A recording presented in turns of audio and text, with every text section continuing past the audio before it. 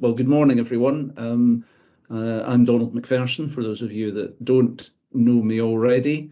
I'll be chairing this morning's meeting because, unfortunately, Ken Lynn, who's the normal chair of this committee, is indisposed.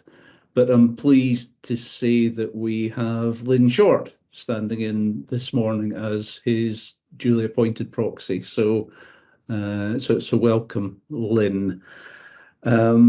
And I think we also have apologies from Sam Riddle, who is he's occupied with something else, but he will try to join us perhaps later on. I'm conscious that there's another meeting at 12:30 of the IJB, and if possible, I'd like people to have at least a chance for a short break before we go into that. But of course, not wanting to detract from any of the discussions that we might have in this meeting. So if we're all happy to start, Arlene, do you want to do the roll call? Yep, will do, thanks. And I'll just remind everybody that the meeting is being recorded and placed on the websites of the Dundee City Council and the Health and Social Care Partnership for public viewing. So, as noted, we've got apologies from Councillor Councillor Lynn. Councillor McHugh.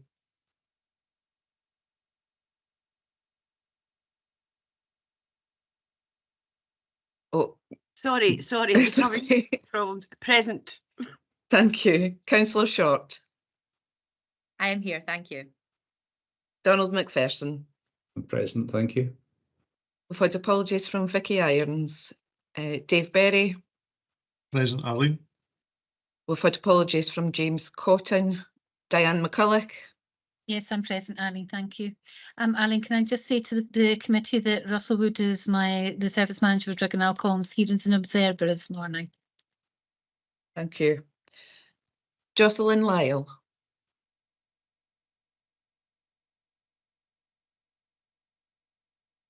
You're on mute, Jocelyn, but I can see you. Oh, sorry, Arlene, I'm present, thank you. Raymond Marshall.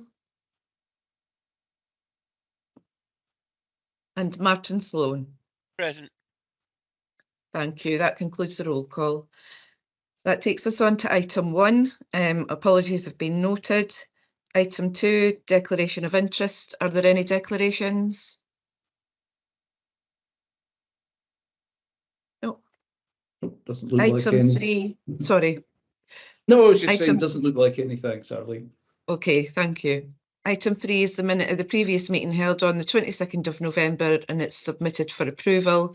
And there's also the action tracker, which is submitted for noting. Thank you. Okay, thanks very much, Arlene. So we've all had the minutes of the previous meeting, and I'll just firstly check that there are no points of accuracy.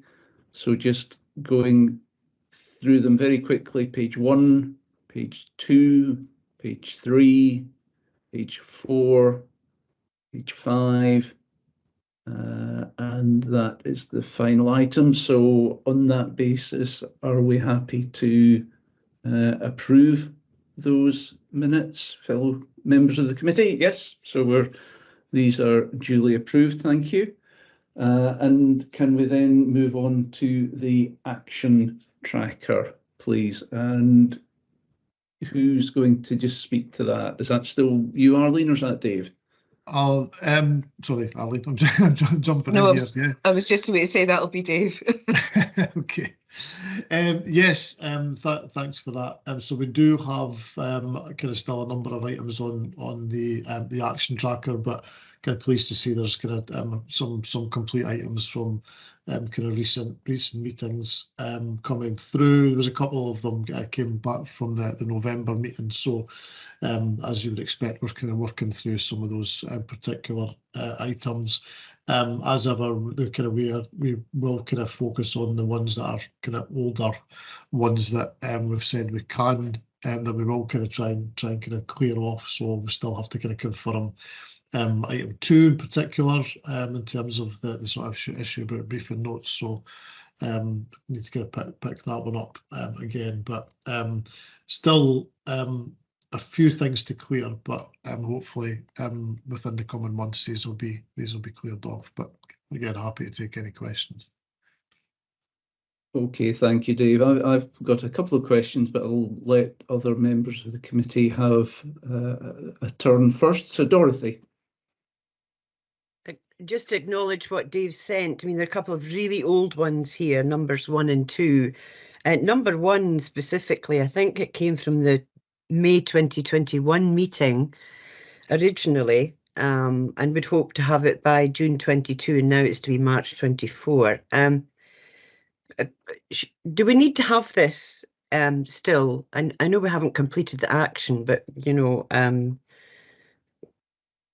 we might consider whether, you know, we still need to have this on the action plan. Or am I suggesting something we just shouldn't do, i.e. remove things from the action plan? But I mean, it's so old now, and I think the issue is staffing and resource, you know, and we all appreciate that.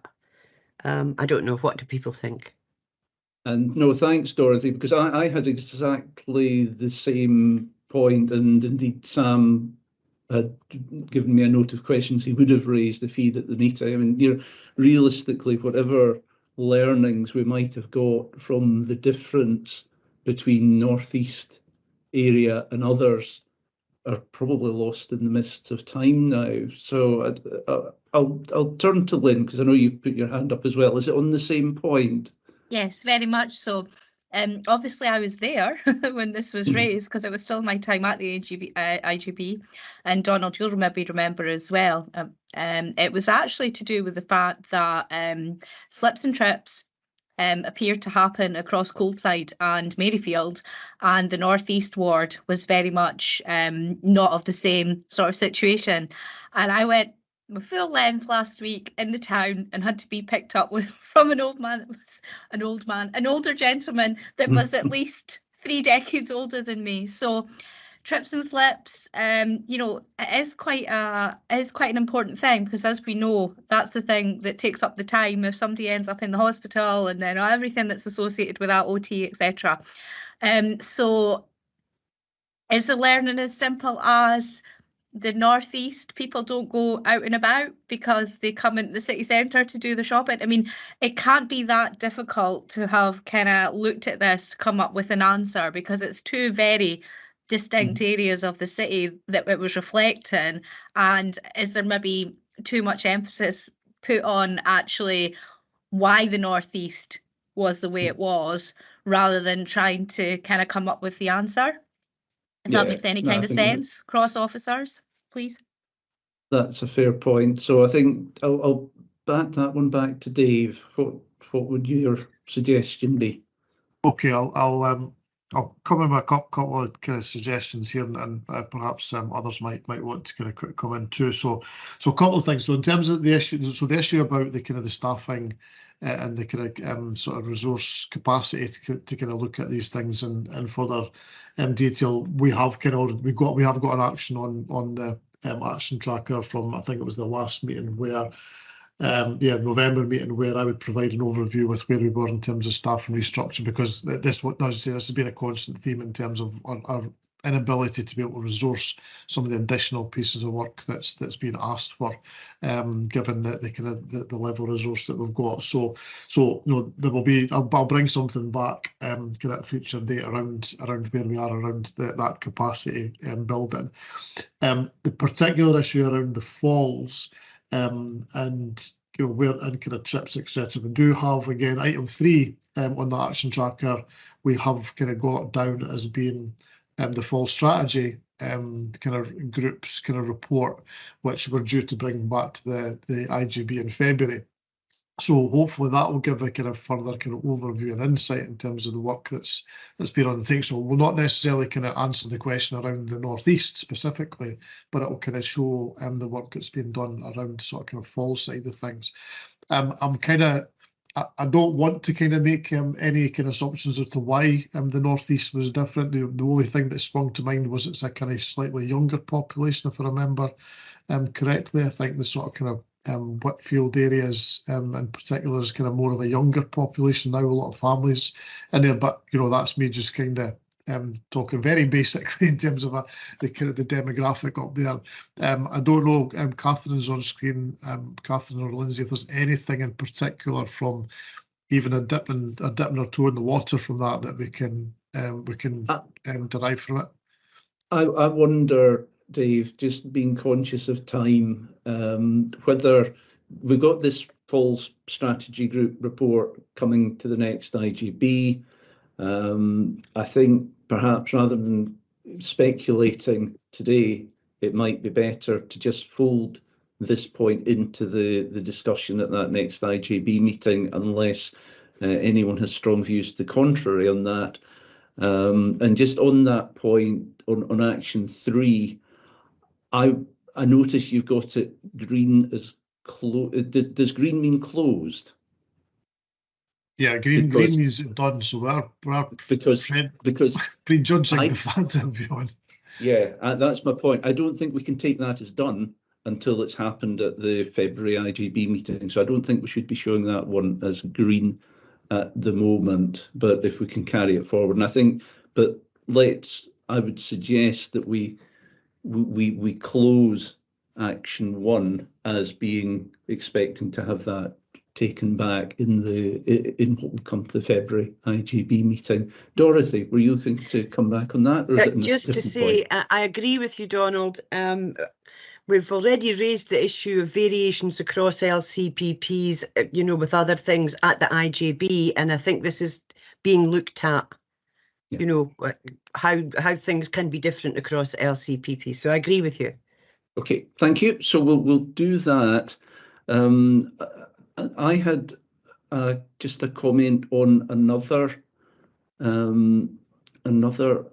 action, if I may, if no one else has anything else. And it's a similar thing in a way. It's action 6, and this thing about this was a question that I raised at a previous meeting, and it was just looking for a very quick summary of specifically around readmission rates. And the question was, well, what do the numbers mean? Why does it matter to us, and what are we doing about it? And it's the sort of thing that really was just calling for a few bullet points, and I see instead it's morphed into board development session. Board development sessions are great, but inevitably it defers the answer, and it also makes it's more effort for the officers, because I'm sure you'll have to do PowerPoint decks and presentations and take time out of diary. So I just wonder whether with these sorts of queries it's possible to just have much more of a light touch response. So that's really just an encouragement to management. And I think if we are going to have a development session, that's fine, but not every question needs a development session. So Dave, I don't know, were you going to just come back on that? Yeah, no, I mean, happy for us to kind of take that away and kind of put a kind of a shorter summary on that. I think in terms of the idea about the development session was probably a kind of combination of a number of kind of asks that have come through the Performance and Audit Committee on specific areas. So we're kind of thinking, well, we could maybe focus a bit more on those issues at a development session. So I mean, I suppose we'll kind of respond to whatever the Performance and Audit Committee wishes to see. So if we're happy to plan a kind of a session, but we can do a kind of short briefing, as you suggest, for this particular item. Yeah, thanks, Dave. Dorothy? Just to say, I'm one of the people that have asked for development sessions. I don't think I've been at one, maybe I've missed one. On data analysis, I think it's really important that we understand the data that's being presented. So maybe this could be rolled into, if we're planning a future development session, could incorporate that. Yeah. Okay. No, I think that feels like the action. I see that the time frame is given as April. So if we can stick to that, I will be gone by then, but I'm sure the question will be addressed in my absence. So, okay, so are there any other points on the action tracker. Otherwise, we're happy to note that.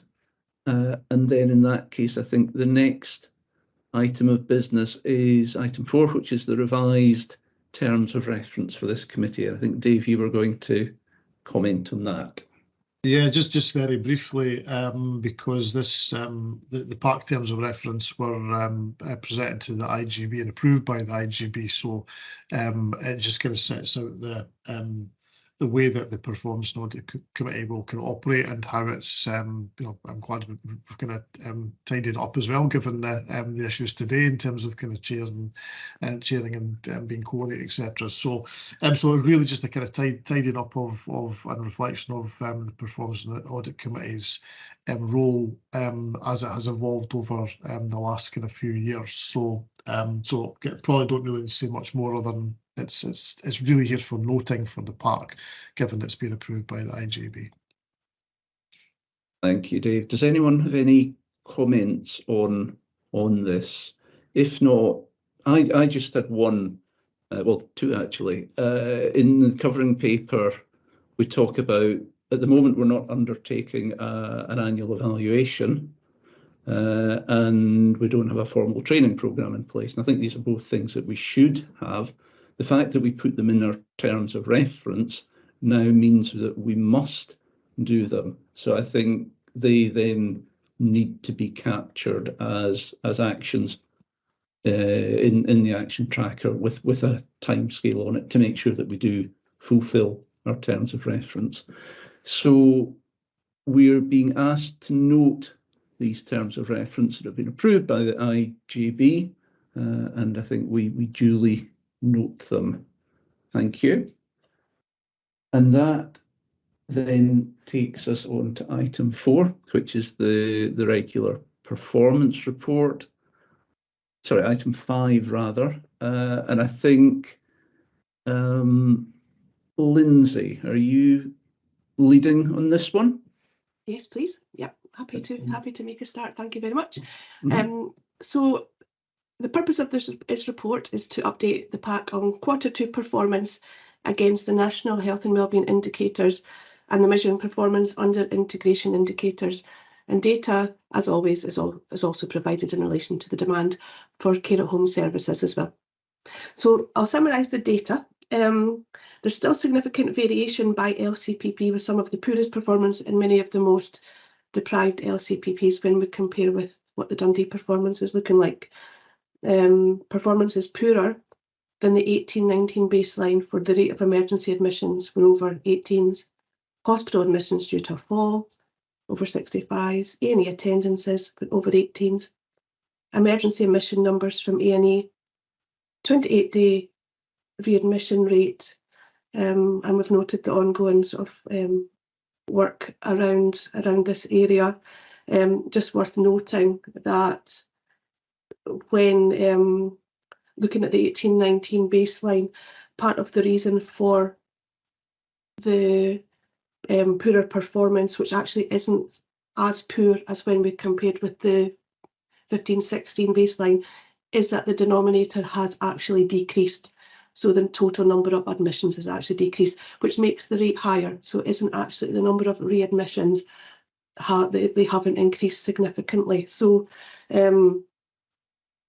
obviously we're taking this forward as part of the further investigations and work that we're doing around this, but I just wanted to note that. Also, percentage of care services graded good, and the standard and complex bed days lost to delayed discharge for over 75 is also poorer than the 18-19 baseline. The rate of emergency admissions and bed days was 10% and 8.4% respectively higher compared with the 18-19 baseline. So quite a significant increase. When looking at falls, the rate of hospital admissions due to fall for over 65s was 12% higher than the 18-19 baseline, and it's higher than in 5 of the 8 LCPPs. Dundee's poorest out of the 8 family group partnerships and poorest out of the 3 Tayside partnerships. Although it's also worth noting that actually the number of falls, hospital admissions due to a fall, are higher in Perth and Kinross, but because they have a larger over 65 population, their rate is lower. Just to bring in the conversation we had earlier about North East, and it was just wanted to clarify that it isn't the number of falls in Dundee that this indicator is reporting, it's the number of hospital admissions as a result of a fall as a rate of the population. So we note that the rate in North East is lower, but it's the rate of people admitted to hospital as a result of a fall who are over 65 that is lower in North East, and not necessarily the number of people who fall. So the Falls Data Group does continue to investigate this, and particularly the reason which we think largely contributes to the high rate of hospital admissions due to fall. When we looked at the data, it's a higher proportion of people admitted for assessment and discharge after a very short period of time, a day or so, with no procedure. So as Matthew has said at previous PAC meetings, there is a form of assessment that happens and checking on people before they're discharged back home to ensure that they have a safe discharge, which we think actually increases the rate of admissions. We're not just turning people around and sending them back home without the adequate support. So obviously we know that there's the Falls paper going to the IGB in February about this. So moving on to delayed discharge, the rate of bed days lost to standard delayed discharge for people over 75 it's 149% more than the 18-19 baseline. There's deterioration there across all LCPPs. And again, when we look at the complex, the Code 9 delays for bed days lost, it's 24% higher than the 18-19 baseline. That's for over 75s. So as part of our discharge management paper, which we usually bring to the PAC every 6 months, and comments we received at the last PAC, we are looking at how we present delayed discharge data and supplement these national indicators. And for the first time, we did include the rate of standard delays by local authority for over 18s, just as a little bit of extra information at the moment while we work on presenting a bigger picture, a larger suite of indicators to supplement this national indicator. So it actually shows that when looking at the number of delays as opposed to bed days lost for over 18s, Dundee actually has the second lowest rate in Scotland, and that was looking at data from the 11th of December. Again, when you look at the rate of adults with incapacity delays, we were the 7th lowest in Scotland. So as I said, we're looking at the sort of bigger suite of indicators which we could bring either as part of the usual discharge management paper to the PAC, or whether we incorporate further indicators or a further suite into this quarterly performance report. Be mindful that we don't want this report to be too long. And that includes, at the last PAC, it was raised about the variation by LCPP. So obviously we have that noted as an area that we want to provide further information on. So moving on to the snapshot of the demand for care at home services. Nobody waited in hospital, and 143 people waited in the community for social care assessment. And that's the second lowest number reported since the 29th of May 2023. And nobody waited in hospital each week since the 17th of December 2022, 17th of October 2022. 24 people were assessed and waited for a care at home package in hospital. This amounts to 324 hours yet to be provided. The number of people and hours have been decreasing since February 23. 59 people were assessed and waiting for a care home package in the community, and that was amounted to 359 hours yet to be provided. And the number of hours has been decreasing since February 23 also. The number of people waiting was the lowest it has been in the last 12 months.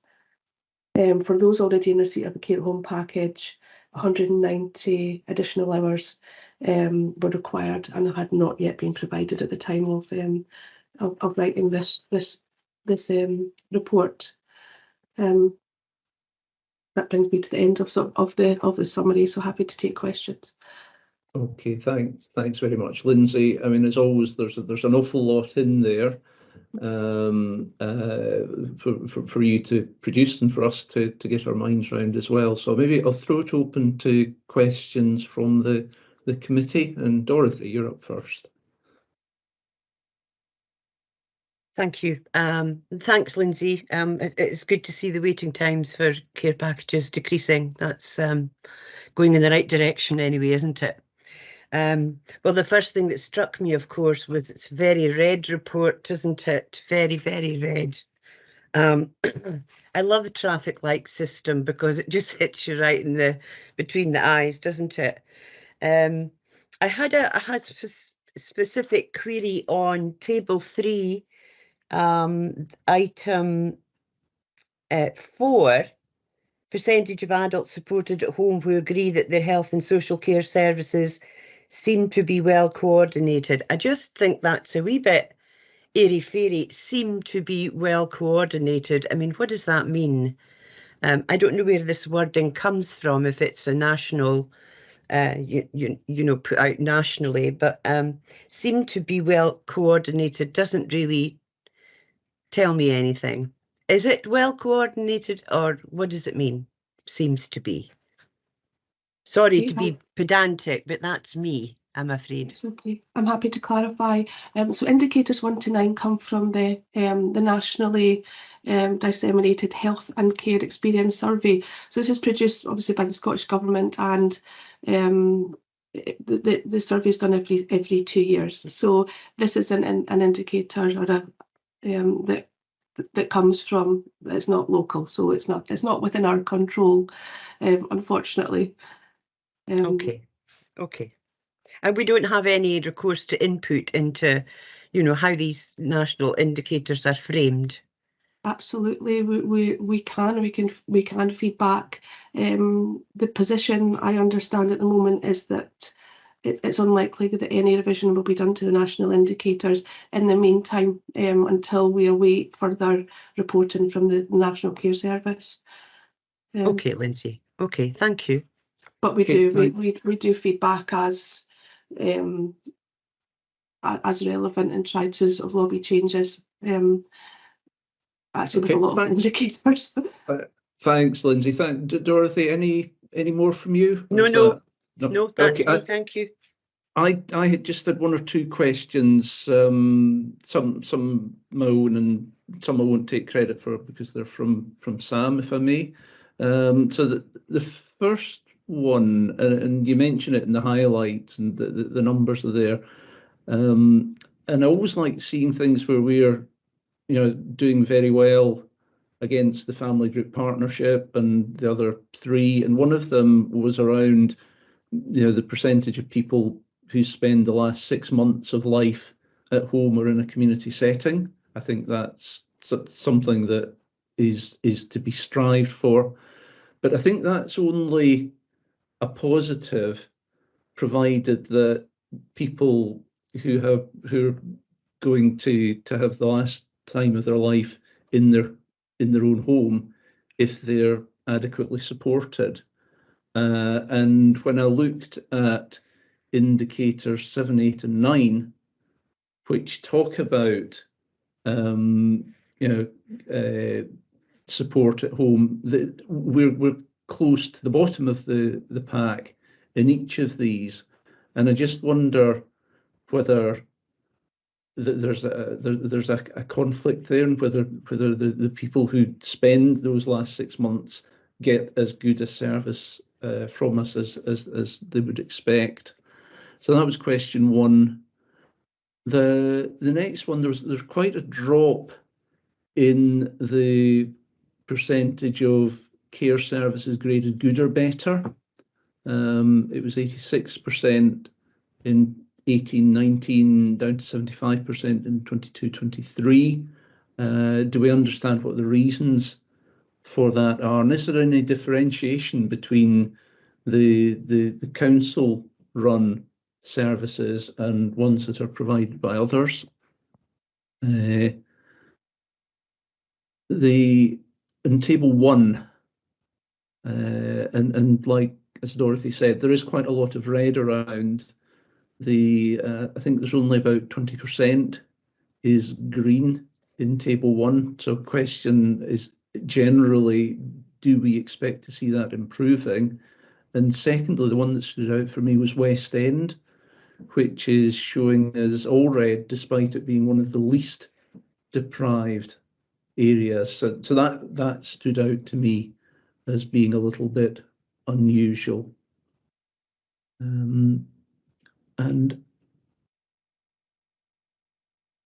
my final point, it's in Appendix 2, where there's a number of people waiting for a social care assessment in Dundee City. That's on page 38 of the pack.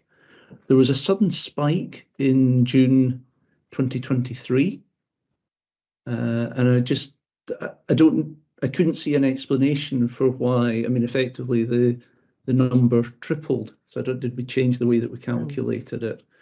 So there's a batch of questions in there. Now, see, Lynn, I don't know, you put your hand up. Did you want to add one into the list, and then the team can pick them all up together? Yeah, it was just that thing of statistics and goddamn lies.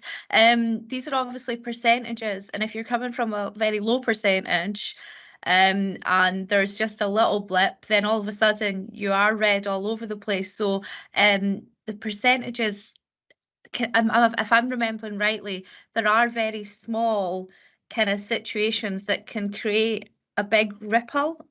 Or maybe it is a big ripple. Maybe you can maybe explain that for me a little bit clearer. Okay, well let's let the management team have a go at that selection of questions. And how do you want to divide them up?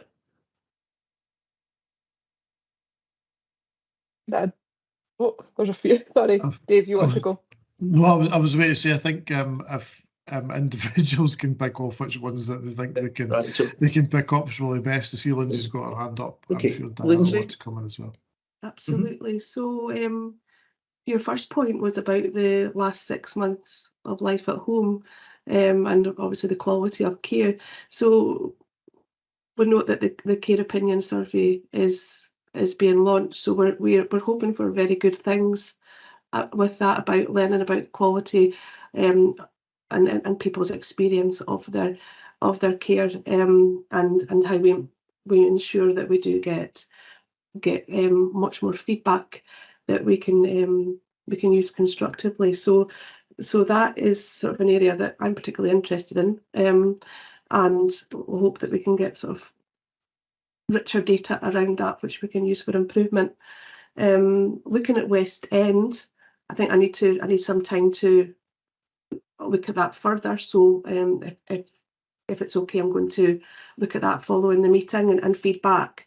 That others might have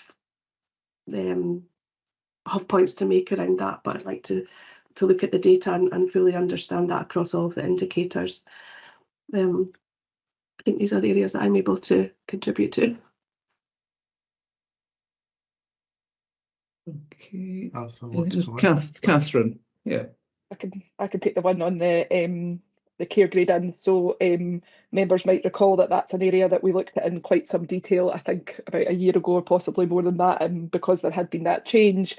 So to answer the easy part of your question, first, Donald, there was a difference between council run and other services. So in general, council run or in-house services perform better than the overall our contracted services, but obviously within that there is a variation in quality, and many of our contracted services do provide a service that's rated highly by the Care Inspectorate as well. I think from memory, we could recirculate the paper if it's helpful. There was no significant individual kind of underlying reason for that decrease. I think we understand that there's been very significant impact of COVID on the inspection regime and the way that services were inspected.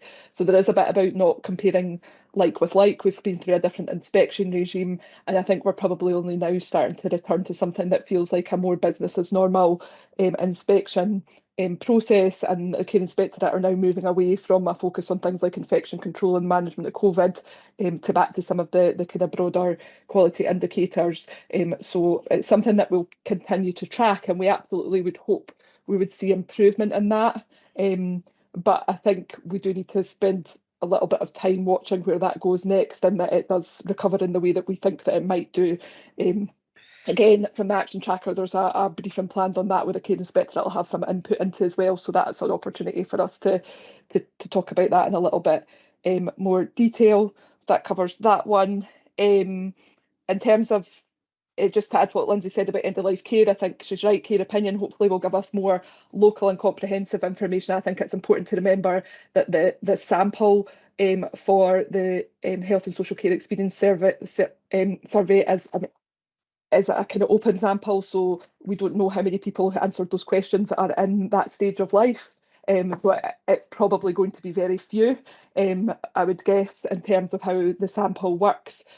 So I wouldn't necessarily think it's safe to relate that particular group of people with that outcome. And in fact, we've got other information which we report via the annual report about post-diagnostic care, etc., that suggests that Dundee is actually very strong in terms of the provision of services and palliative care as well. So I think there's other information that we could have a look at, and Lindsay's right to highlight that care opinion development. And the fourth bit about waiting for social care, I think that spike we'll need to check, and I'm looking at Lindsay as well, is a recording issue. I think there was a change in recording and reporting requirements associated with Scottish Government returns at that particular point in time, and that is why there is a big spike at that point. But we will go and check with our colleagues who compile that to just confirm that is definitely the case and confirm that back to PAC members. And Diane, is there anything operationally from a service delivery point of view? No, Catherine, I agree with what you're saying. We knew all along that there would be, particularly in relation to things like the grades, that they were shifting in terms of the way that they were assessing and also the standards, and we knew that would be an issue. And bearing in mind what we were saying in relation to development events, we are setting up something which helps people understand how grading works, what the inspection processes are, and what the different responsibilities. So from that point of view, hopefully that'll become clearer as well for people going forward. Thank you very much. If there are no other questions on the report, then thank you to Lindsay for leading that, and others for chipping in. If I can then take us to the recommendations that are set out at 2.1 to 2.4 of the covering paper, and all of them are to note. So is the committee happy to note those as set out? Yep. Good, thank you. In that case, I think that takes us on to item 6, which is drug and alcohol services indicators, and I think you're up on that one, Diane. So I am, thank you. Yes, with Lindsay's support, so I hope Lindsay's not going to go off the screen. Yeah, so I'll just very briefly introduce the paper. This is our usual kind of performance data which comes to the Performance and Audit Committee. It has a mixture of both kind of national assessment and local assessment, the national assessment being the MAT standards, which is done annually, the local being the performance data and operational level. I think we would hope that you would see in terms of the operational performance that actually what we've got is both good performance but also sustained performance. So the areas where we are working well and actually increasing, supporting people, that's being sustained on a regular basis at quite a high level.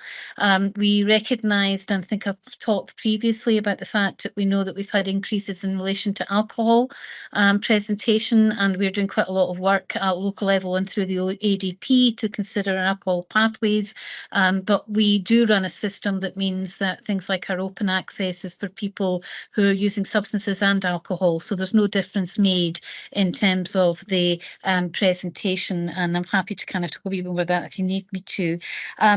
We also have highlighted through the report the work of the ADP in terms of both its commissioning group and the funding of additional and new supports and resources. And Dave chairs our commissioning group, and we're doing a lot of work around understanding the finances within the drug and alcohol, because there's a number of financial sources of money coming in, and keeping track of that is quite tricky, but we believe that we're well on top of that and able to start to support and fund services both in a longer term but also short term where we need to.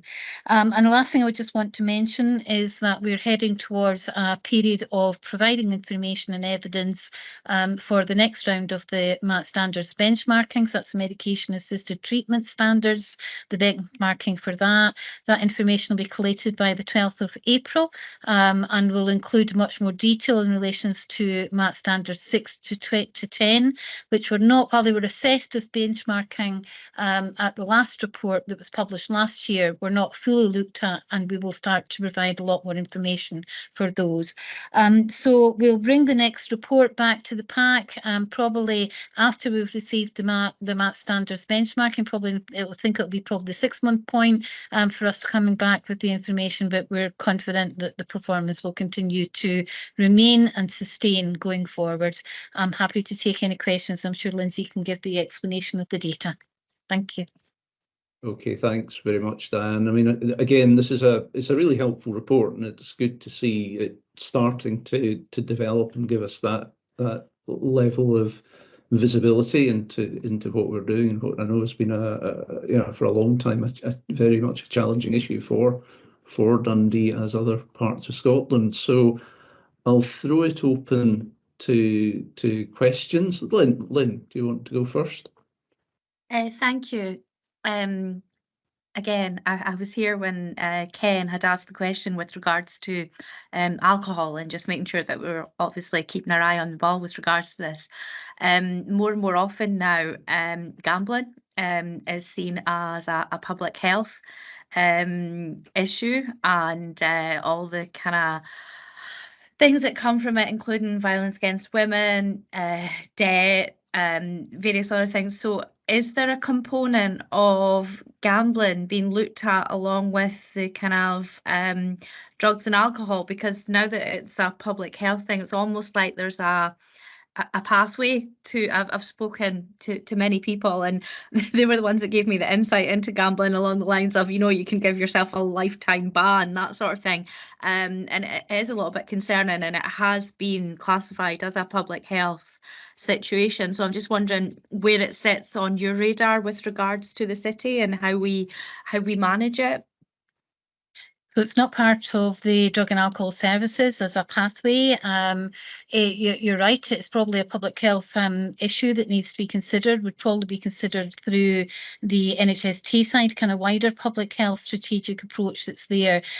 What we do tend to do those is look at where we can much more holistically. So because of the full public protection kind of programme of work Councillor Short, then we'll be looking at all of those aspects. And if we're sparking with people where they're revealing or discussing, then we'll make our best efforts to kind of either direct them to where there are already resources. So I'm pretty certain there's a Gamblers Anonymous type of support, which is a national support, and which actually will do really good work. It's not something necessarily through a drug and alcohol service that we would be looking at explicitly, but where it's presenting, we'll do what we can to support. I'm not aware at this stage of a work stream that's actually dedicated to gambling, either at a Teesside or a local level, but certainly something to take into our discussions going forward. Yeah, I know that internally within the council, the HR department are looking at a charter. Sometimes it takes the local authorities to sort of lead the way and show that it's something that's on our radar. And then I think it first hit me when I saw the high street where there was a bookies with no sort of front on it, so you could see quite clearly you can go in and get a hot cup of coffee. Not really the kind of warm places necessarily that we're always keen to, because it can obviously lead to much more involved things, and it is public health. So thank you for the answer, and I am keeping a watching eye on it, so thank you. Yeah, thanks, Lynn. And that's a really good point. And so often issues around drug, alcohol, mental health can have connections, and I think that's another one to add into the mix, gambling. So I hope it's a point that we don't lose sight of, and maybe it's one for Diane to think about how best to capture that in the discussions that you have with NHS Tayside. Diane, yeah, you're on mute. My colleague has emailed to say that Tayside Council for Alcohol also do some work around gambling as well. So they do some support in terms of the counselling that they do. So it is being looked at in some of our services. And thank you to Russell for sending me that message. Good. No, that's helpful. Thanks. I had a couple of questions again, if I may. I think the number of alcohol brief interventions, I mean, if you look at the numbers, they are still going down post-pandemic, certainly for the period that's reported on. And I was struggling to reconcile that with the statement that the position is beginning to improve, where it doesn't seem to have turned that corner yet. And I was looking for a bit more of an explanation of what the role of the ABI coordinator is, how they engage with GP practices, because I'm assuming that they do, and how we actually see that starting to flow through to getting that improvement. So that was question one. My other question is, if you go to it's later on in the paper, it's on page 52 of the pack, where it shows the proportion of high-risk notifications there's assertive outreach by the councils concerned. And my question was going to be, well, what does assertive outreach actually mean? And if we see that a third of councils are doing that in all cases, why is Dundee not one of the councils that's taking that approach in all cases? And yeah, I think so. These were my points. Thanks. Yeah, certainly. So if I answer the second one first, just because I'm on that page on my screen, it'll save me kind of bouncing about my computer. So assertive outreach, we actually fund and commission a service who actually provide that assertive outreach. So they will actually go out, they'll look to see where the person is, they'll go to meet them, they'll work very closely with them. Sometimes they're already known to services, in which case we'll redirect back to the person who knows them best in order to be able to provide that input.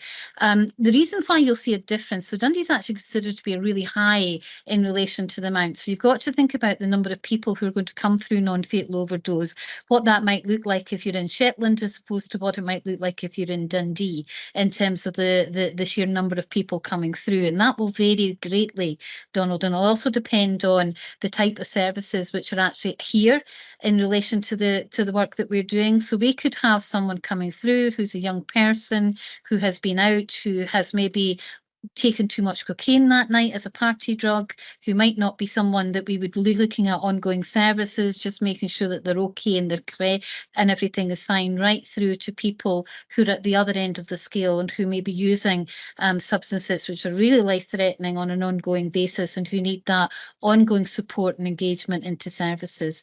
So the range of people coming through will very much differ. The chances are a number of people will already have support and services in place, in which case we wouldn't necessarily ask our dedicated outreach service to go out. It might actually be that there's somebody who's very engaged with that person. They will pick up and continue to work with that individual. So there's a spectrum of responses, and there should be a spectrum of responses. It's about the level of numbers coming through. In Shetland, what they may have is an outreach service, and that is it. In Dundee, we'll have a range of supports and different ways of working with people. I think what you need to look at is the information that comes next, which is the next table, which talks about the number of days between notification of a high-risk outreach assessment for the 75%. So they measure in recognition that not everybody is going to do that. For Dundee, that is 0. So that is the same day response for people who need that outreach support and agreement. I'm just trying to see if I can find Shetland on that list, and I can't. I can see the borders. I'm just looking at the ones that are at the top. So West Dunbartonshire, for example, yeah, it doesn't seem to be written in the same way. West Dunbartonshire is 7 days. So while everybody may get an outreach response, for some people that might take 7 days. For Dundee, you'll get that in 0. Okay. Okay. So our approach is, we would probably argue, it's more bespoke and tailored to the Yes. individual circumstances. Yes, Okay. and much more responsive, because of the ability to kind of commission those services, but look very broadly across what is there already. So it's looking at both bits of information to get that full picture. With regards to ABIs, so we recognise that actually what we needed to do was actually to re-engage with a coordinator around ABIs who will actually go out and do that training, who will meet with GP practices, who will meet with a very broad spectrum of professionals in order to be able to look at what you do and how you do an ABI. So that is absolutely about taking that opportunity to have that conversation with people when they're presenting with a potential need, or presenting and talking about their alcohol. It's about how you have that open and honest and quite brave conversations with people there and then, and not just leaving it and going away. So it's that input that people are being asked to do. And that could happen very broadly in relation to alcohol. It could be about someone going into pharmacies, it could be about other professionals, it could be about GP practices. Primarily we measure in relation to GP practices, but it should be broader than that. So the newly appointed coordinator will be starting to go out and speak to people. What we were seeing though was GPs with that bit of experience starting to kind of do that and also record it, which is part of the issue as well. So we do expect to see that better. So it's really too early to form a view. The coordinator's just getting in, and we can keep an eye on that going forward. Okay. Thank you. Are there any other questions, or otherwise are we happy to turn to the recommendation, which is 2.1 and 2.2, and again we're being asked to note what's set down in the paper. Are we happy to duly note? Thank you. Then can we go on to item 7? Now, I'll just pause for a second, Dave. I know you mentioned that Claire might need to leave at some point. Are we still doing okay for that, or do we need to shuffle the agenda around at this point? I think we're still doing okay for this just now, but I know Claire's on the call, but I'll privately message her just to check when she needs to be away back. Okay. So thank you. Okay, thanks. So we'll go on to item 7 for now, and then we can take stock at the end of that. So that, I think, is Linda Graham is going to speak to that. Do we have Linda? Good morning, Linda. I am here, thank you, but it's Lindsay that does your general intro, and then I just pick up clinical questions from the committee. Thank you. Okay. Thank you very much. I'm happy to make a start here. So, so the reporting of mental health service indicators, it continues, and this paper presents the Q2 performance against the agreed indicators. So as Linda said, I'll summarise what the data is telling us, and I'll pass over to Linda to give an operational update. So just moving straight on to what the data is telling us. The rate of mental health admissions and bed days for all age groups decreased across all hospital admissions and emergency admissions. However, there is substantial variation by LCPP. Again, similar to the quarterly performance report, the most deprived localities having the highest rate of admissions and bed days. When benchmarked across the 8 family group partnerships and compared with Scotland, Dundee has the second highest rate of mental health emergency bed days for people aged 18 to 64, and the highest rate for people over 65. The number of new referrals to psychological therapies increased, with most new referrals coming from the West End.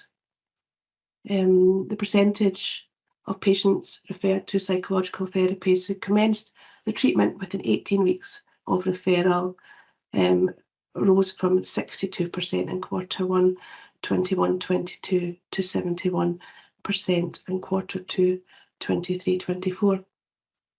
The number of community-based mental health appointments from the Dundee Crisis Team has decreased, whereas the number from Community Mental Health Team West has increased, and the number from Dundee Community Mental Health East Team remained constant over the reporting period.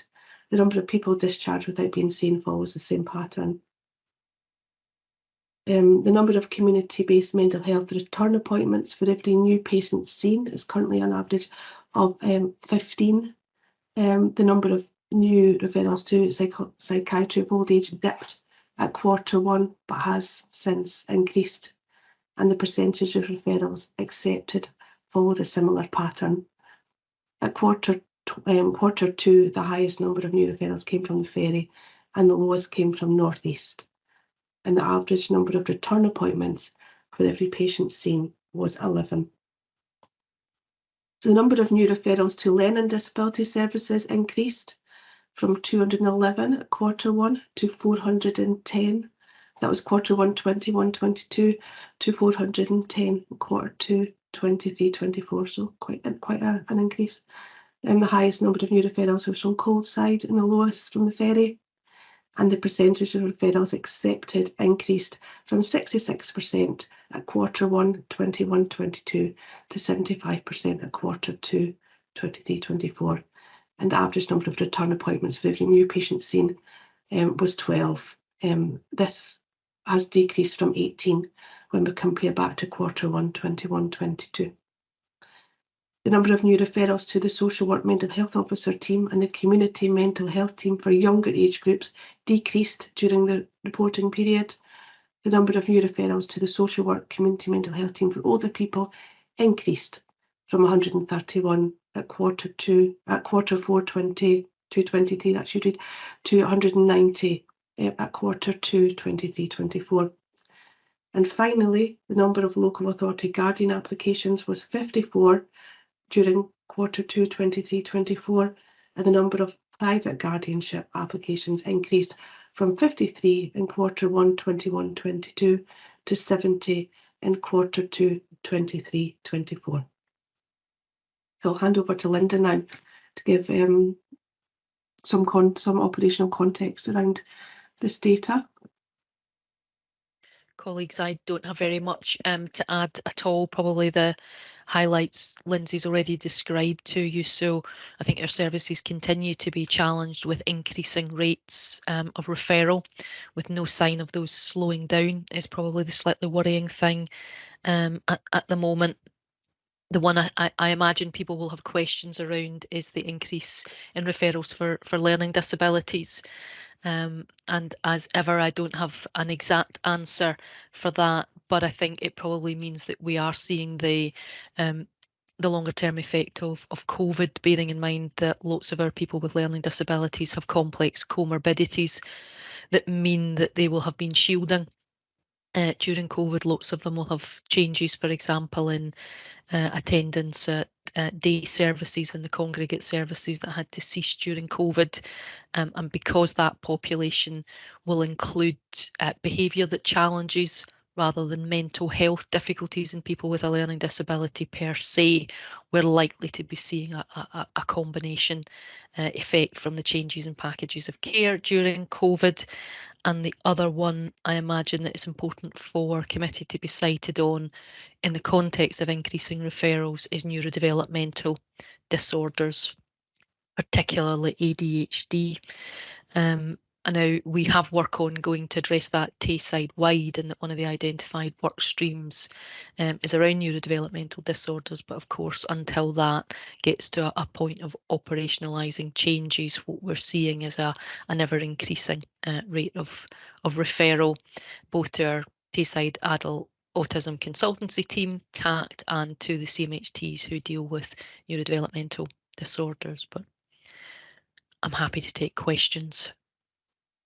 Okay, thanks very much, Linda, and also Lindsay for the statistical overview. So we've got questions from the committee, and I'll take Lynn first. Morning, Linda. 5.9 is probably the one that hit me out the most. The rate over the last 5 years is 23.9 in Dundee compared to 14.1 with regards to suicide. Now, obviously, that's a 5-year trend. Within the last 5 years, there's been a lot of changes, including the Hope Point and DBIs, etc. Is the landscape changing? I know that there's a conversation coming up soon about police referrals into Hope and how they will kind of operate around the situation of having Hope Point there. So I just want to make sure that the interventions that we have in the city are hitting the people that really need those interventions, so that we can kind of move away from that statistic in 5.9 and have a much healthier relationship across our mental health and our interventions, basically. Thank you. I'm going to try and give you a short answer to that one for what is probably a very kind of long one in relation to just the infinite variety of things that influence the suicide rate. And I guess the one that we're particularly cited on in the city is deprivation and changes in socioeconomic status. So colleagues who track the trend in suicide rates will know that almost universally, and Scotland was no different, we saw probably over the kind of early 2000s a decreasing trend in the overall suicide rate. So although the city performed poorly in relation to other areas, the trend followed the same pattern, which was that we seem to be making headway. And then probably over the last 5 years, we've seen that begin to turn up the way again. And the feeling is that largely will be to do with people's socioeconomic status. That is not an excuse for trying not to do more than we do at present, and Hope Point is case in point. And I was talking recently about how do you measure something when these rates look alarming to us, but when you're trying to track change over time, when you've got such a low baseline rate, it's very difficult to know whether your intervention has had an effect. So there's 2 points I would probably draw in relation to that. One is that 5.9 is interesting if you disaggregated it for men and women.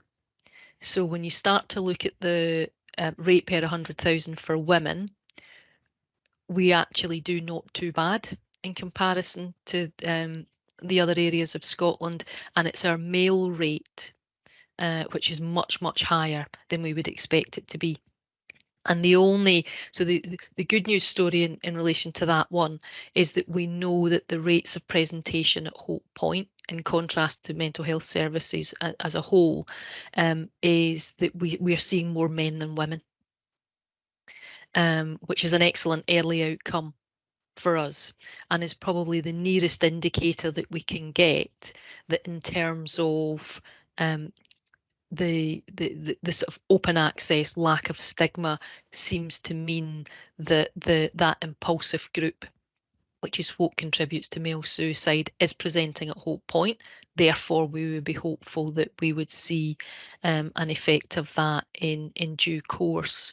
But I think that if we're considering what will impact on that globally, it will be things like you're talking about in terms of the immediacy of help, the work that's happening in our drug and alcohol services, because we know that substance misuse and particularly intoxication at the time of the event is something which kind of pushes up the suicide rate.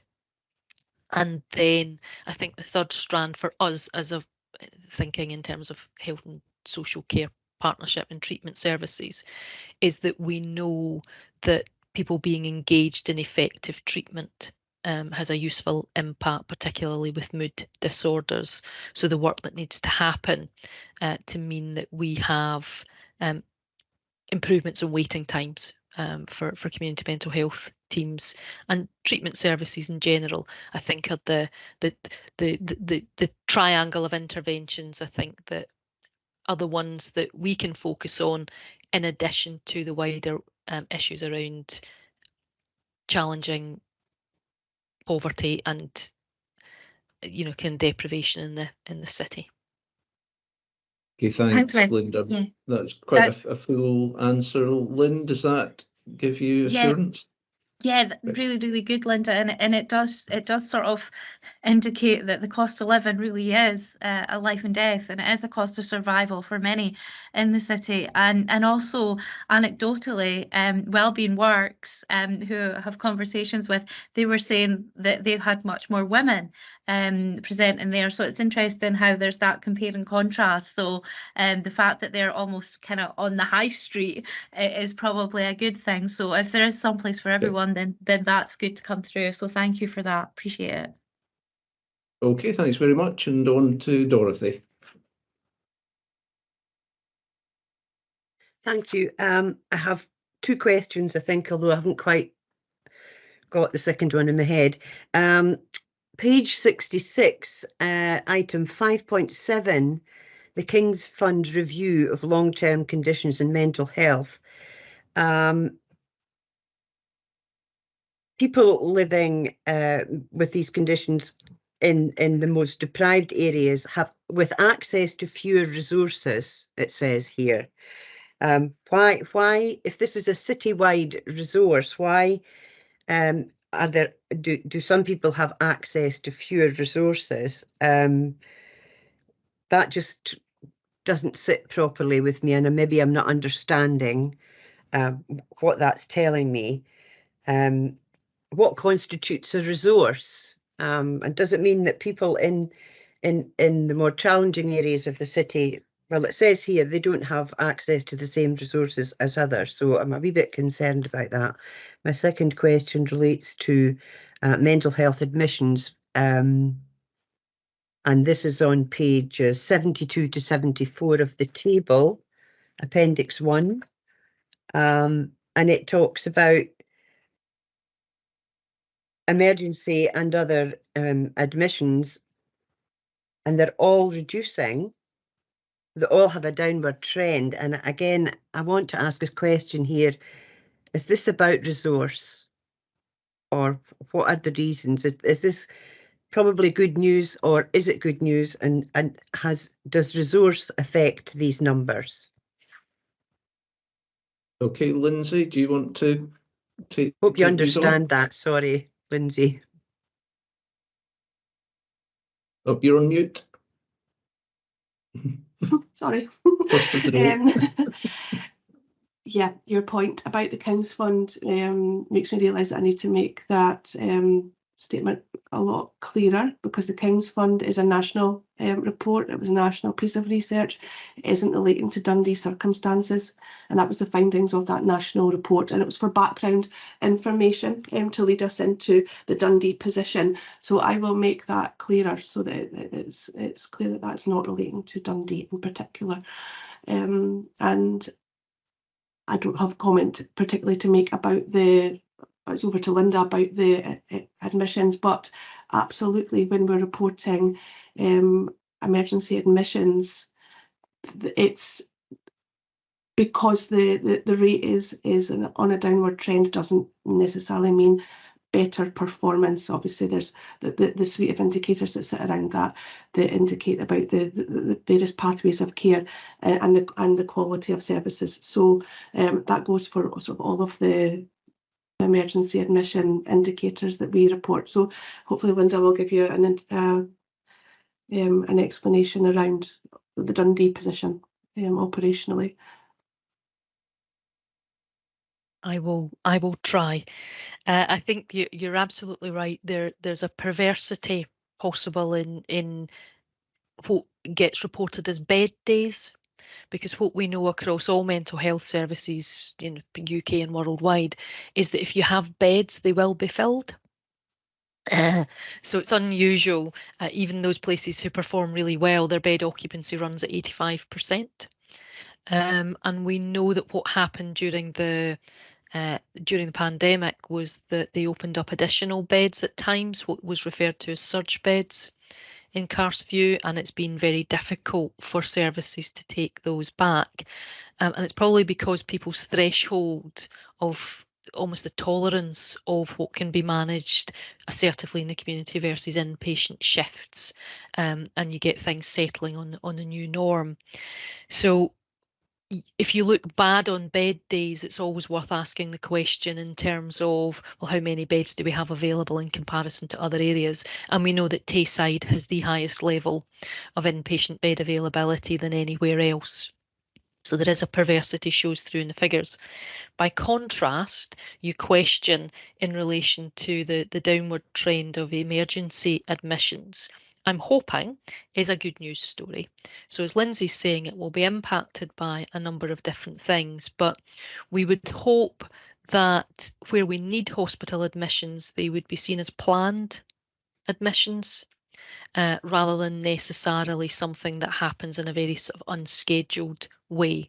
That if we're delivering good community treatment, we will have an awareness that somebody, what in acute care they would refer to as the deteriorating patient, and that we've got an incremental approach to that, so that we would be able to use something like crisis resolution and home treatment team before we need inpatient care. And it would almost be an indicator that that had gone wrong if what we have is that truncated to a very speedy emergency admission. Now, some of those will likely always happen. People can become very unwell very quickly with psychotic illnesses, and that's when we will often need use of the Mental Health Act, because people don't have the insight into the fact that they need treatment. So there will always be some of these around, but I do think the downward trend is probably a good thing. Okay, thanks. Thanks very much. And Linda, I'm conscious of time, but maybe just a quick question and a brief reply on the same point about inpatient beds. And there's a section in the report 7.1 where it talks about coming out of COVID. We've got a situation where we may have Dundee patients in Perth and Kinross beds and vice versa. Which isn't helpful to people being treated as close to their community as they might like. And I know it's also a concern from a Perth and Kinross perspective.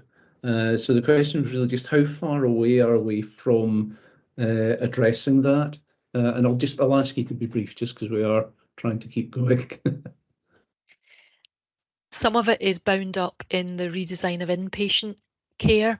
So I think any direct work in relation to that paragraph is probably not active at the moment. It's been seen as part of the broader picture.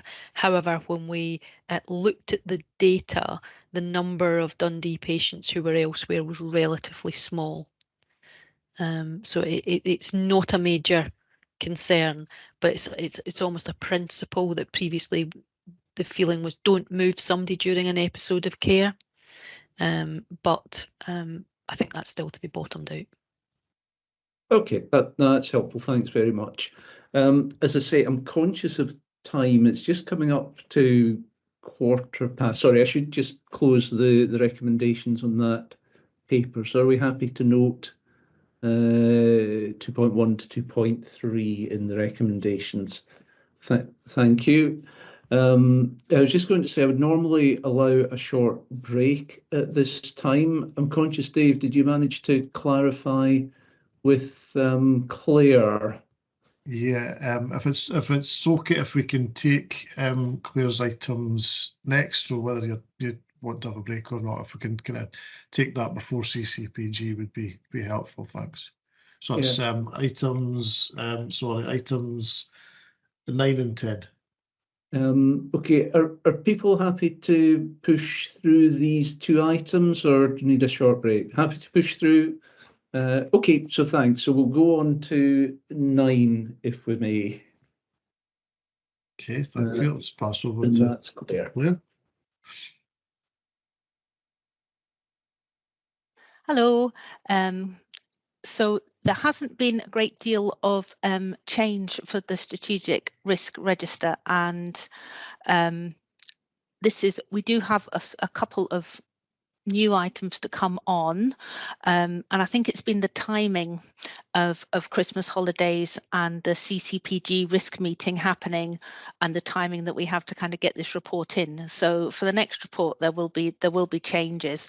So the highest risks state at the moment have basically remaining the same: staff resource, the National Care Service, primary care, staff resource with planned performance, which we've kind of touched on before, restrictions on public sector and unable to maintain IJB spend. So those are kind of like the top 5.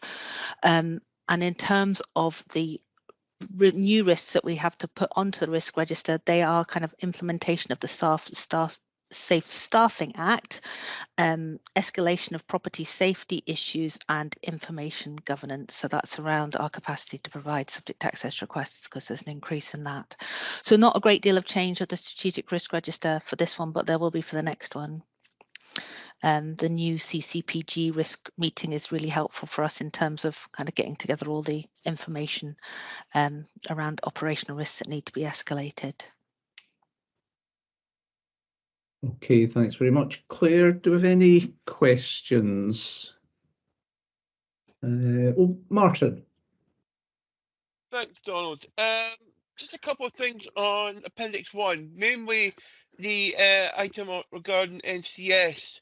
With all the latest pieces of work and all the bits and pieces that are coming out about it, should we be looking at reducing the risk level that's presenting to the board, seeing how it's going to be now extending past 2025 into 2029 is the latest date I've been given that the development of the NCS is going to take place, and there's a lot of other pieces of work going on at the moment around that. So would that be one area that we're looking at? We should be looking to reduce the risk on that. And the other one is, I'm not going to ask you about access to the risk register, because I know that's something that's been ongoing, but is there any news on that? So I wonder if Dave wants to come in around the National Care Service first, of the risk first. Did you want to reflect?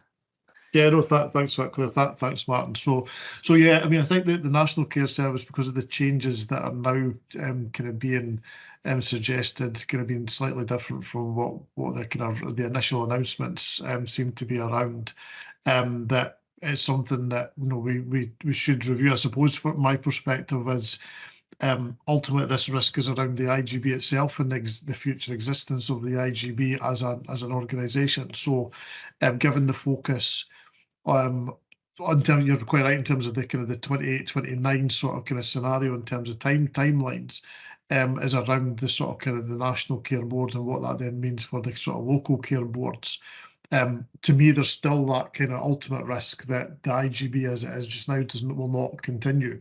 And I think until we can we understand and until Scottish Government's kind of clearer in terms of what that's going to look like, my own perspective is that risk remains at that sort of high level, because to me, the abolition of your organisation, you can't get much of a higher kind of risk than that. But I'm happy to kind of take others' views on that as well. I don't know if Claire, you want to kind of come back in. In terms of the Pentana access, yeah, we will be tying that into that work on the risk appetite as well. So that's been a capacity issue within the team to get that going. But we've got that, I think, in March. We're aiming to kind of have another session around that. So yeah, we'll get that going. Okay, thanks for that. I mean, and I must admit, Martin, I had the same thought about National Care Service, but I think got to the place that Dave's explanation explains why it's the same. Are you comfortable to leave that? I'm comfortable with that, yeah. But it's the idea that the items that are now coming out from the Scottish Government, because I've been quite heavily involved in being part of the key stakeholders reference group, is that they are looking to retain IGBs as the primary method for implementation, and really it's the care side of things which they're looking at taking out of the management of local authorities, putting it into this national body, which they haven't yet established what the board for that's going to look like. So there is some risk there, but I don't feel we're at the 25. I think we're more towards the 20s and maybe even 18s in the risk. But that I'm happy with where we are at the moment. I'm happy for that to remain. Thanks. I think it's a good discussion to have. That's exactly what this comes to us for. So thank you for that. And over to Dorothy. I had a question on the National Care Service, but that's been answered. I have a query on page 124 of the table. This relates to the capacity of the leadership team. You'll be answering this one, Dave. Sure. Sorry, I don't mean to be flippant. The implementation of the new leadership structure on a permanent basis will consolidate and provide clarity to roles. Could I have a wee bit more information about that, please? Okay, thanks for that one, Dorothy. So yeah, the kind of structure has been kind of a piece of work that's been ongoing for some time now. We are at the point where we are kind of moving on, getting the job descriptions kind of finalised for that.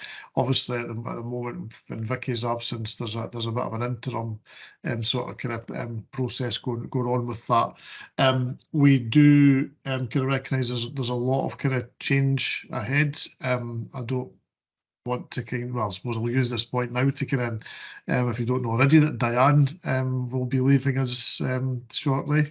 She's announced her intention to retire in April, which is why she's smiling an awful lot these days. So we've got kind of big changes ahead in terms of and a big hole to fill when Diane goes as well. So there will be a natural kind of escalation of that and so acceleration of that process, given the changes that are ahead. So that's where we're at with that just now. Sorry to announce that, Diane, in such such a fashion. This is actually my last pack. I just realised when I was looking ahead. So yeah, thank you, Dave. So sorry to hear that, Diane. So sorry. Yeah, we'll be walking off into the sunset together then, will we? Yeah, sorry, Dorothy, did you want to come back in that, or does that? No, that's fine. Yeah. That's fine. Yeah, no, that was news to me as well, Diane, but well earned, I'm sure.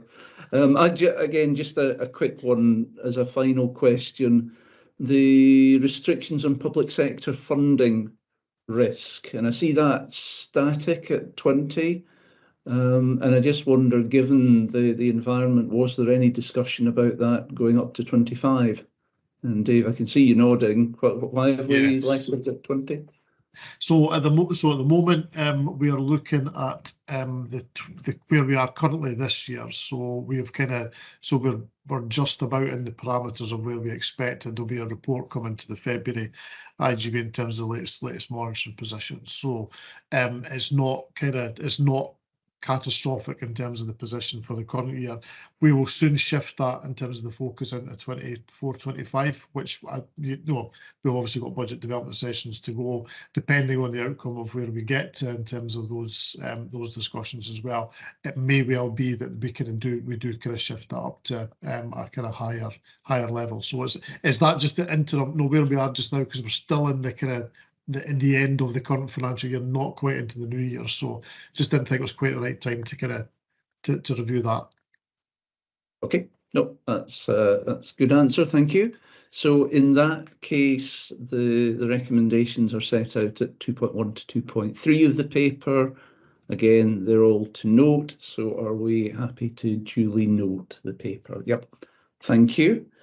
And then secondly, for Claire, and it's just an agenda note on care opinion, and it was touched on earlier in the meeting, so there's probably not very much to say on that beyond the agenda note itself, Claire. Yeah. So the agenda note kind of sets out the progress we've made. We've signed the contract. We're currently mapping all the services, which is ongoing, but that's really good.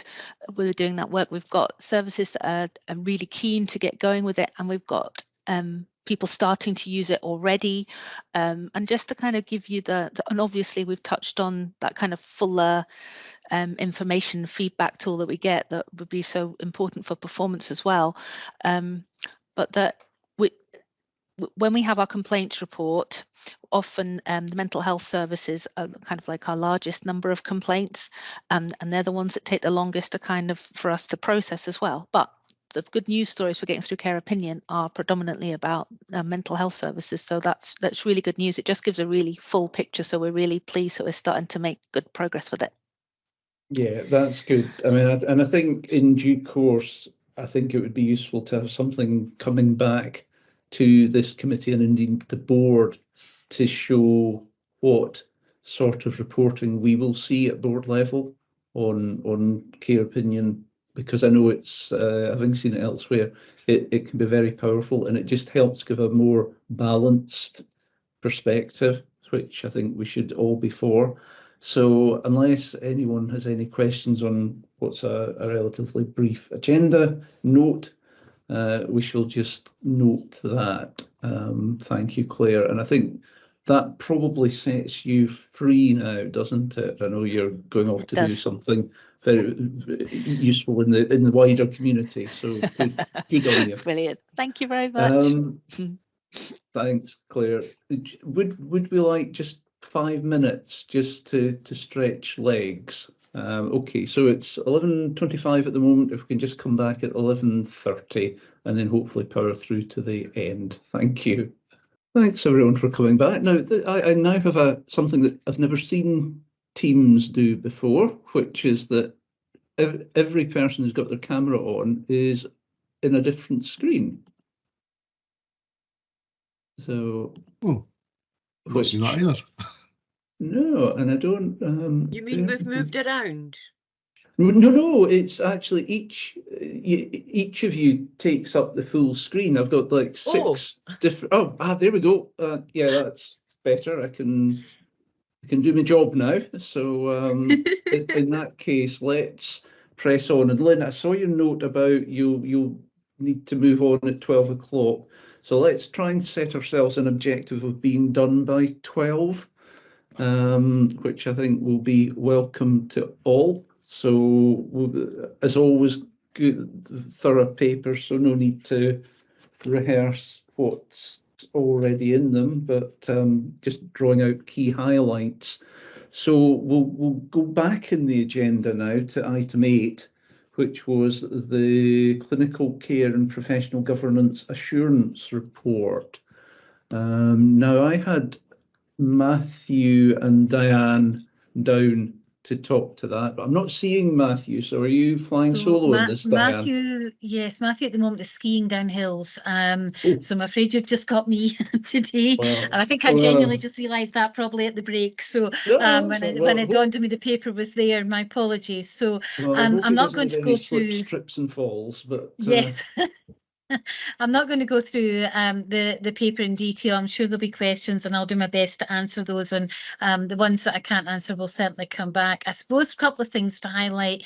I know we've just building on from the paper that Claire was talking through in terms of risks. We've for a long time sat with very, very high risks across our drug and alcohol services, and you can see that we're now in the process of starting to review those.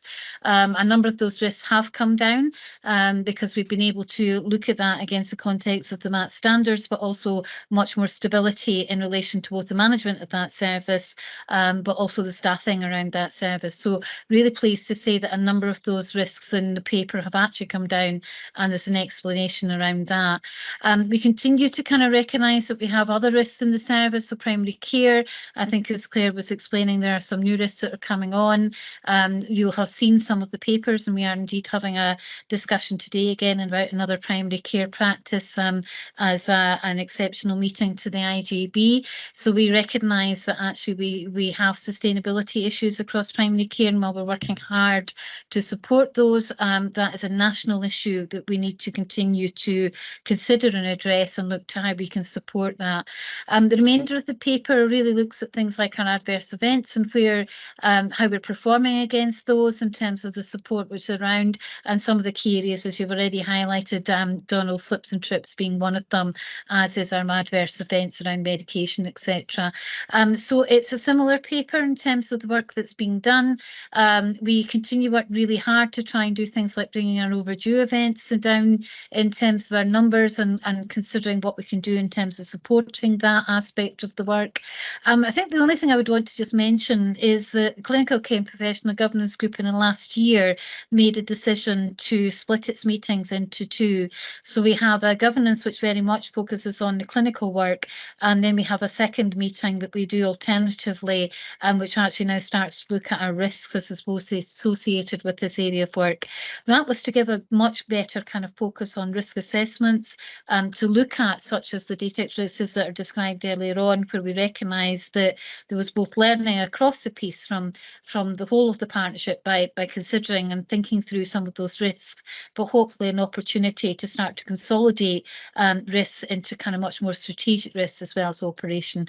So I'm going to stop it there, and as I say, I'll do my very best to answer any questions you might have.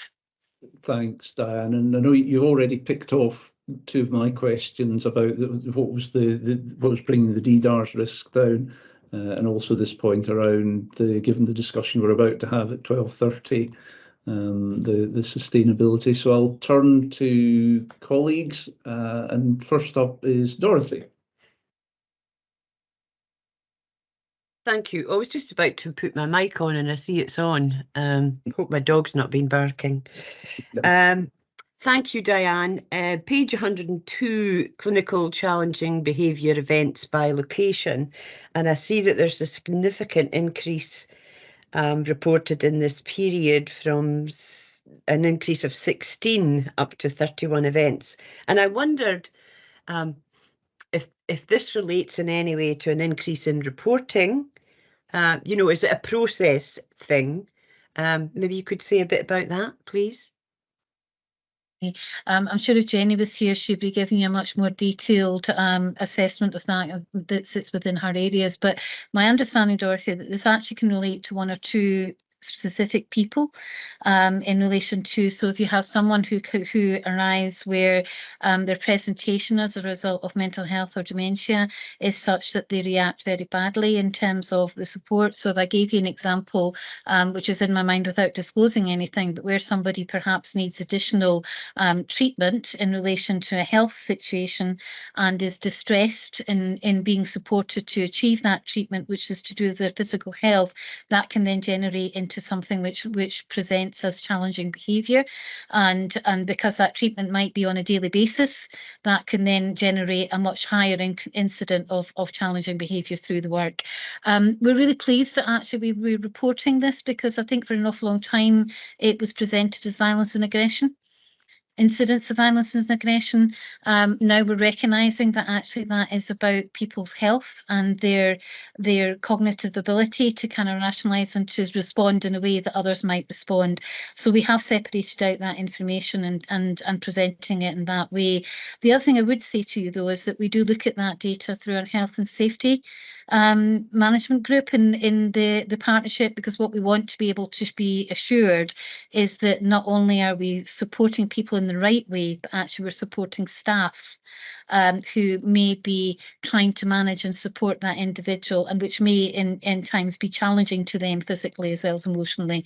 So we do look at the data from a number of different angles. Thank you for that, Diane. And I was going to ask as an additional question about staff support, but you've answered that. Thank you so much.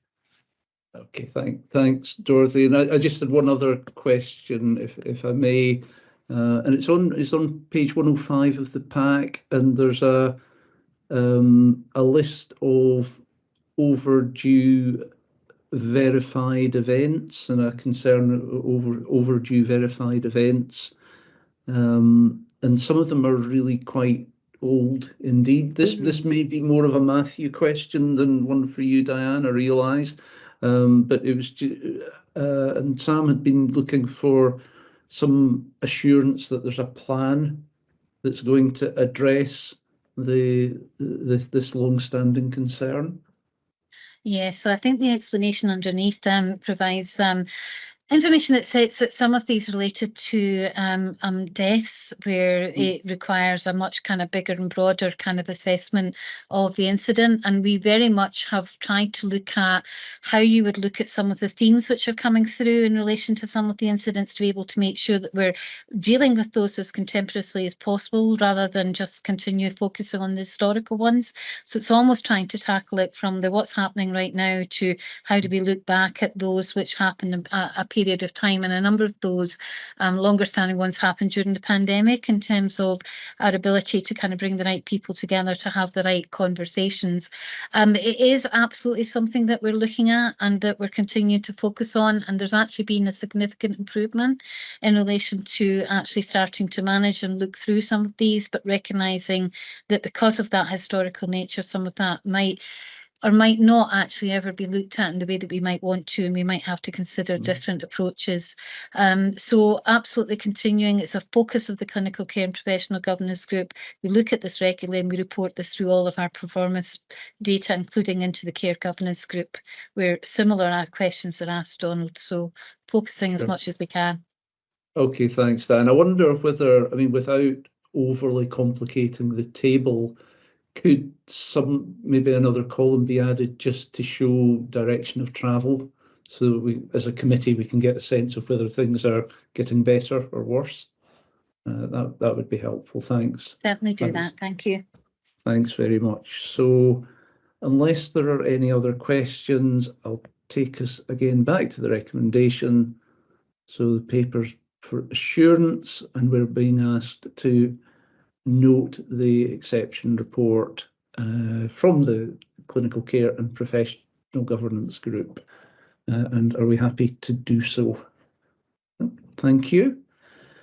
Right, so we will now, and I just need to make sure I don't miss anything out, we're now on to item 11, which is the Governance Action Plan update. And again, there's an agenda note there.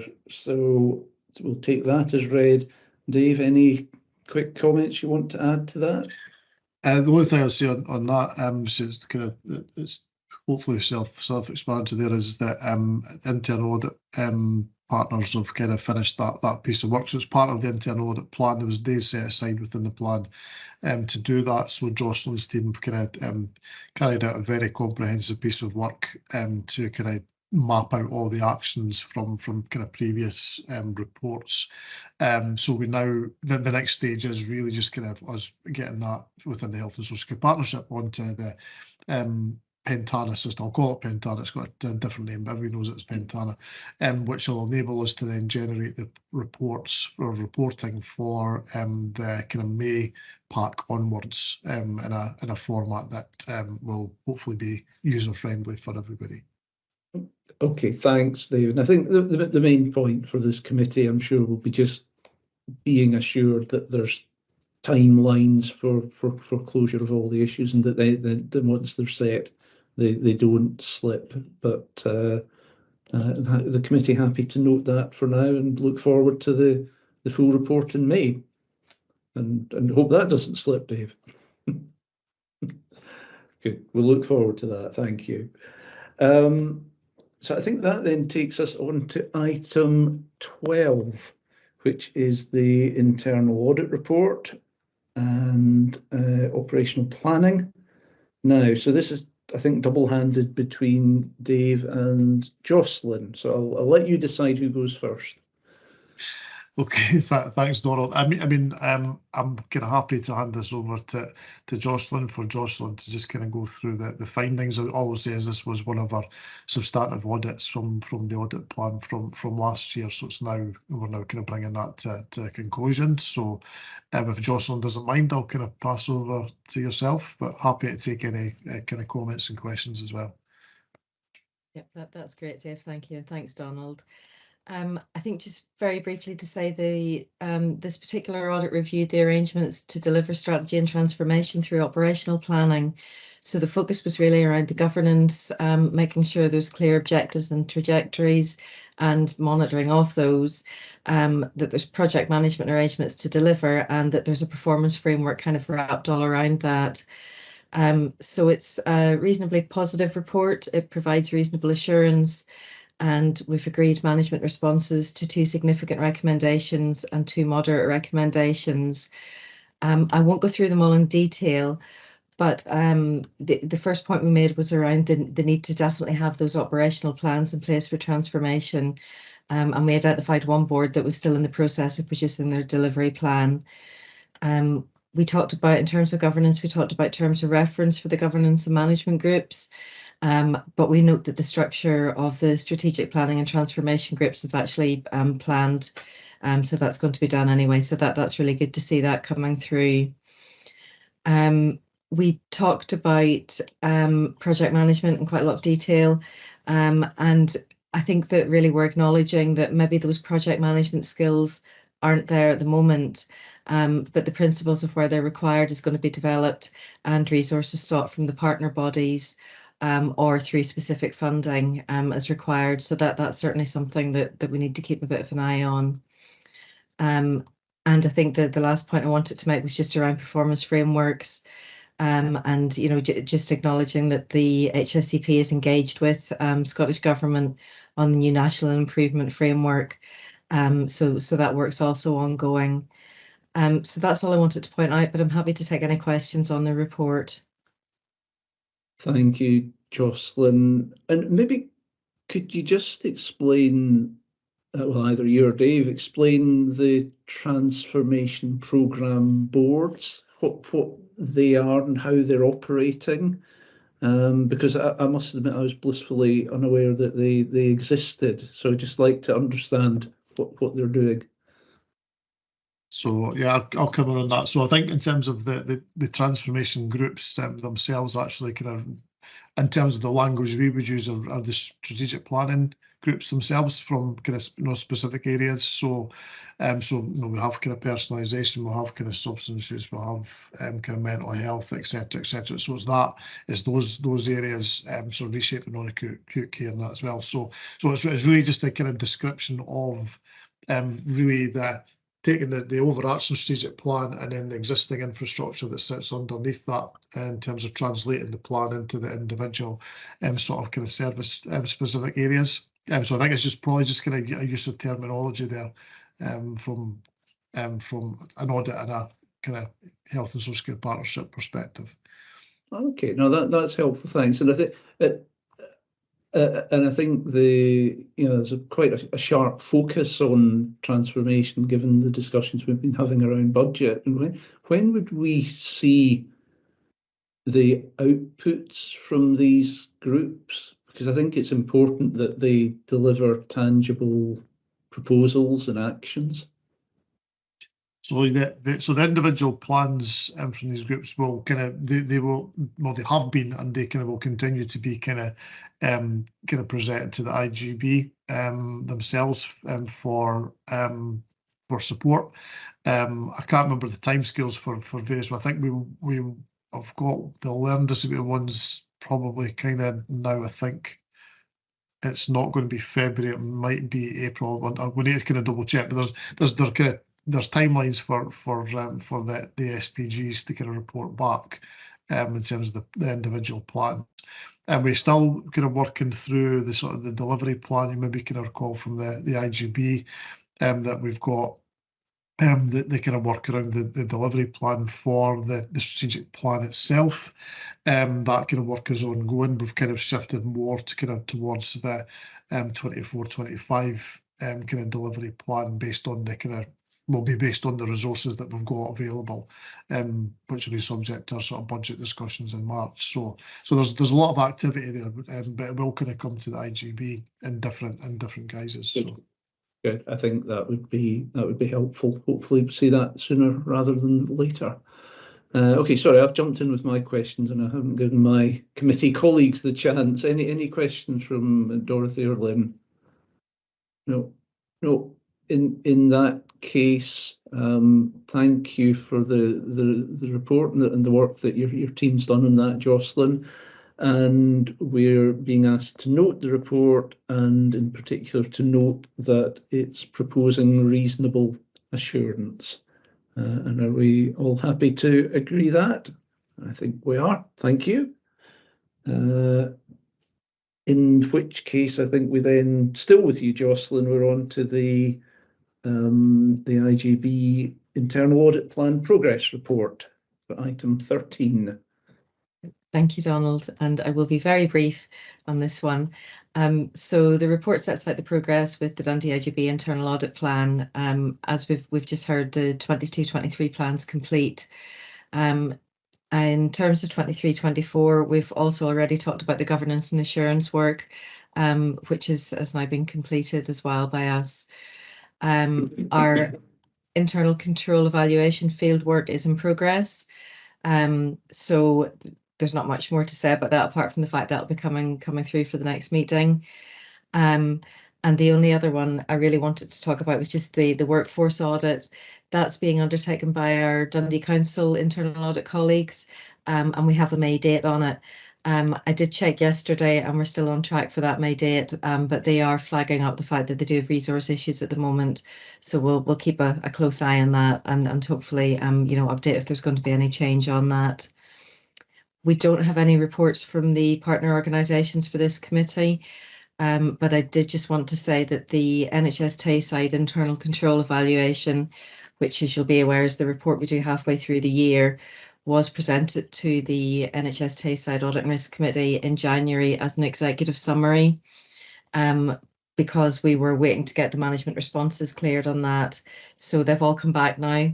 And that's going to be going to the executive leadership team for NHS Tayside next Monday. So that'll go through the normal distribution process for NHS Tayside, and then it'll come as a summary to the next committee here. So that's all I wanted to flag up. It's quite a straightforward progress report this time, but happy to take any questions. Good. No, that's helpful. Thank you, Jocelyn. And I know you're at that point in the year now where it's a bit of a race towards the finish line, and I know you've had your own resourcing challenges, but are you confident that you'll be able to put in front of this committee at the appropriate time what we need to assure ourselves? Yes, we're on track for our ICE, which is going to give you really quite robust assurance partway through the year, and then come annual report time, what we'll do is just update on that and update on any outstanding actions. So we will have enough work to provide you with the assurance you need at year end. Good. Okay. No, thank you very much. I don't know if there's any questions from other members of the committee. No. Otherwise, we'll note the report, and thank you, Jocelyn, for just bringing us up to date on that. So that only then leaves there's the attendance report, which item 14, which hopefully everyone is at the meetings that are recorded to have been at the meetings and not at the ones that are not recorded. So we'll note that. And I think then date of next meeting will be the 22nd of May. And I think my only other comment then would be, and I'm not particularly well prepared. I hadn't realised, Diane, that this was going to be your last meeting of this committee, and I'm sure Ken in my shoes would be much more eloquent, and I'm sure as well we'll certainly have the chance to say more at your final IGB when it comes they say that I've a few IGBs to go, Donald, so please don't need to start doing anything yet. It's a bit early, a bit premature, but really I just should just record thanks for your support for this committee, and I'm sure I speak for all my colleagues when I say that, but there will be time to say more later. So unless there is any other business for the committee, Dave? Thanks, Donald. I suppose we should also acknowledge then that this will be your last performance and audit committee, Donald, since you'll be kind of moving on as well. So I'd just like to kind of thank you for all your kind of contributions and support over the time you've been a member of the committee. So thanks again for stepping in last minute to chair the meeting too. So really appreciate it. Thank you. No, not at all. I've always enjoyed the discussions at this committee. So no, thank you. In that case, I'll close the meeting at 11:53, and I hope the normal chair will take note of the timekeeping, and I think I'll be seeing some of you in just over half an hour anyway. But thanks very much to everyone for their attendance and contributions today. Yeah, and Donald, you also had Thank you. me, and you managed on time, so that's a double win. You let Ken know. Not Thank at you all very at much, all. everyone. See you Thank again you. Thanks, soon. folks. Thank See you you. soon. Thank you. Bye. Bye. Bye.